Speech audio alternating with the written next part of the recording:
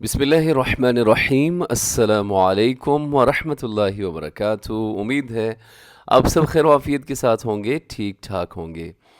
आज हम शुरू कर रहे हैं बहुत तवील गैर हाज़िरियों के बाद अपना कुरान हकीम का सबक, सूरतुन निसा आयत नंबर 17। यहाँ से हम सबक का सिलसिला शुरू कर रहे हैं और इंशाल्लाह कोशिश होगी कि अब जो है वो ये वीडियोस का सिलसिला, ये कुरान पाक की तालीम का सिलसिला ये चलता रहे।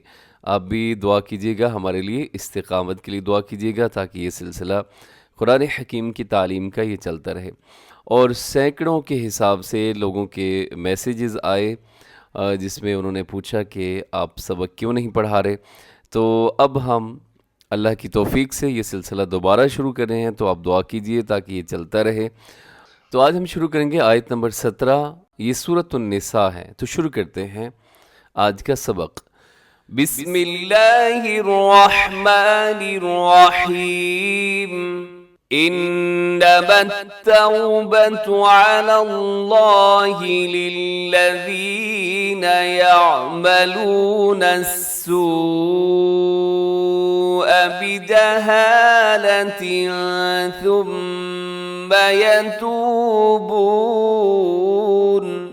ثم يتوبون من قريب فأولئك يتوب الله عليهم وكان الله عليما حكيما۔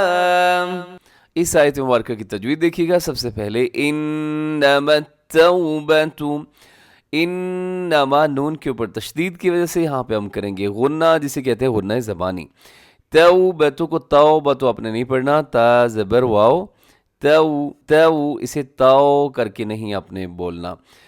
फिर देखिएगा इन्नमत्तौबतु अलल्लाहि, अलल्लाहि लफ्ज़ अल्लाह को मोटा पढ़िएगा क्योंकि लफ्ज़ अल्लाह के लाम से पहले लाम के ऊपर ज़बर है, तो लफ्ज़ अल्लाह को पुर पढ़िएगा। इसे अलल्लाह नहीं करना, अलल्लाह बल्कि अलल्लाहि लिल्लज़ीना, लिल्लज़ीना में दाल का ख्याल रखिएगा।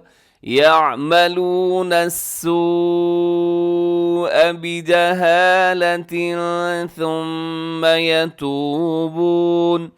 अच्छा, यहाँ पे यअमलूनस्सूअ इसके ऊपर मद है, मद मुत्तसिल, हरूफ मद हमज़ा एक लफ्ज़ में। बिजहालतिन थुम्मा, बिजहालतिन के आखिर में तनवीन, तनवीन के बाद सा है, तो यहाँ पे करेंगे इख्फा।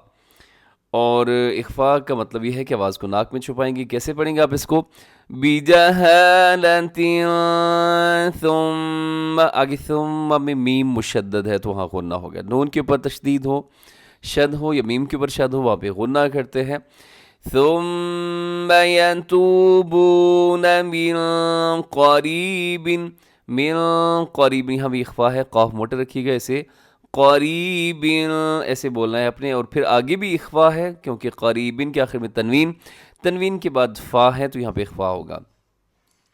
जब भी नून साकिन और तनवीन के बाद हरूफ हलकी और हरूफ यरमलून और बा के अलावा कोई भी हर्फ आएगा तो वहाँ पे इख्फा करेंगे।